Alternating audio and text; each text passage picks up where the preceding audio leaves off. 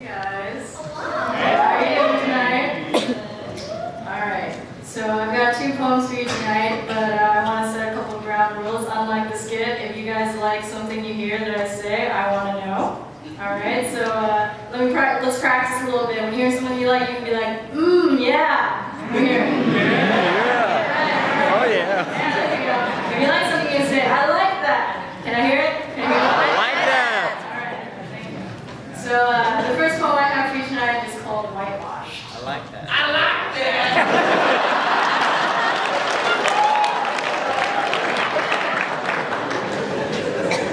On a cool autumn night, I met up with an old friend, passing back and forth cheap cigarettes and high school memories. All of a sudden, I found us talking about ethnic slurs, and I knew it would be only moments before this 20-something heterosexual white college boy would land on the right landmine. Min, aren't you whitewashed? His words hit me harder than my mother's backhand. Two thoughts ran through my mind. One, son, you are about to lose your manhood in the next 30 seconds. And two, we are told if we don't speak the right way, eat the right way, think the right way, then there's something to be ashamed of, a blemish worth covering up, maybe. That's why I hated the way my tongue looked, torn up from my parents' broken English and my broken Vietnamese, maybe. That's why I never appreciated every bowl of rice I ate, because I never knew how hard it was to put it on the table. And maybe the sting of go back home, Ching Chong, hurt the most, because home spans half the world and my arms don't spread far enough.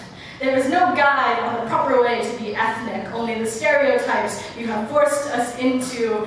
The dragon lady and the geisha, the martial arts warriors and the desexualized Charlie Chans, the high-achieving nerds and the perpetual foreigners. I could go on. After you put us into these boxes, you throw it back in our faces by saying, all of you Asians act the same, all of you Asians look the same, all of you Asians are the same. What you really just mean is, none of you are white, so I don't care enough to tell the difference.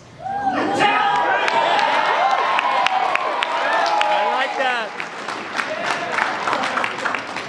The real whitewash. Ooh, I just forgot my lines. I like that!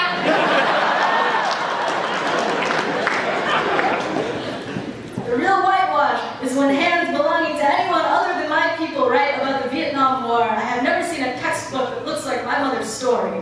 The real whitewash is when you pretend that the words exotic and sensual do not carve out the word fetish when they carve down my back. The real whitewash is when the statistics showing that Asian Americans are the highest paid and best educated minority paint over the same ones showing that Asian Americans are...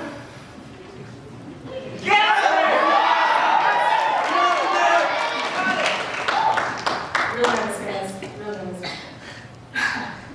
The real whitewash is when the statistics showing that Asian Americans are the highest paid and best educated minority paint over the same ones showing that Asian Americans are among the fastest growing poor populations in the country, that Asian American youth have the highest incidence of teenage depression, that 60% of Asian American women report having experienced domestic violence in their lifetime.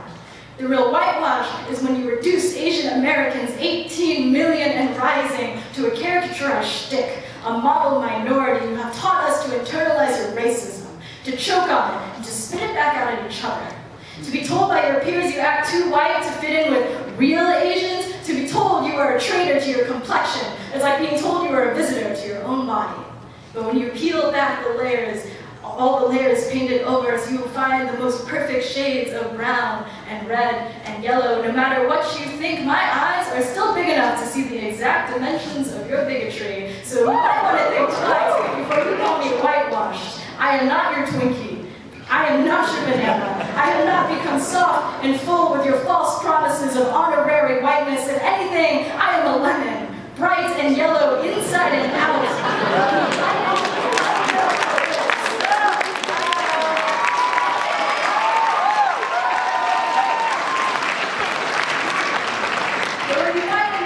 Let me know how it is. If racism tastes as bitter as you thought it would.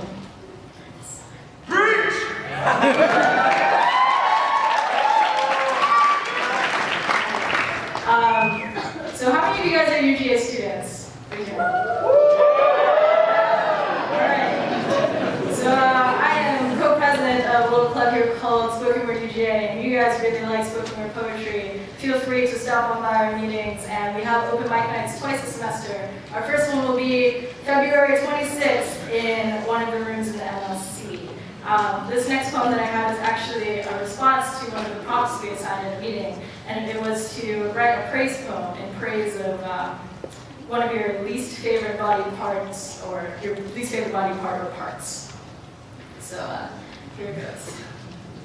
The Vietnamese believe that you feel from your stomach, from your gut. Roughly translated, "Tôi yêu em thật lòng" means my intestines love you.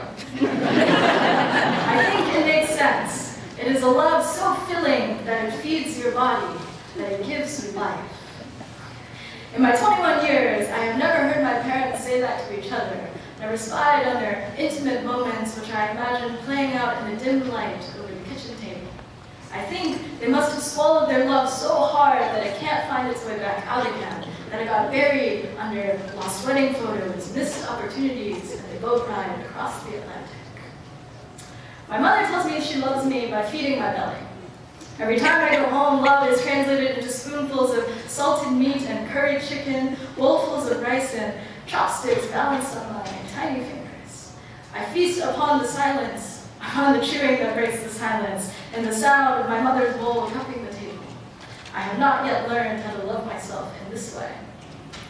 I am not a religious person, but when the temple of my anxiety lets out a low growl full of hot air, calling out into the middle of the night, I feel no choice but to worship the nervous breakdown that gnaws at my insides. What worries us masters us, and I cannot help but feed what rules me, painting the inside of my stomach lining red like a war zone, with the shame of being a gay daughter instead of a straight son, red with the fear that I am not good enough, red with the realization that my mother will not live forever.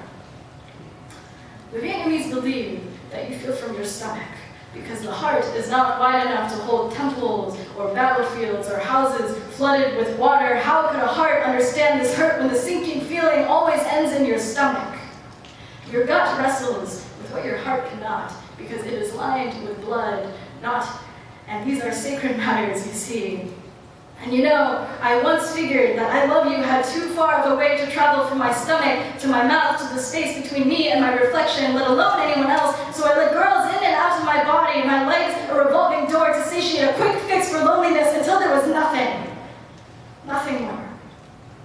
Starvation was my mistress, and she clawed her way up my thighs until this hunger became a gut reaction.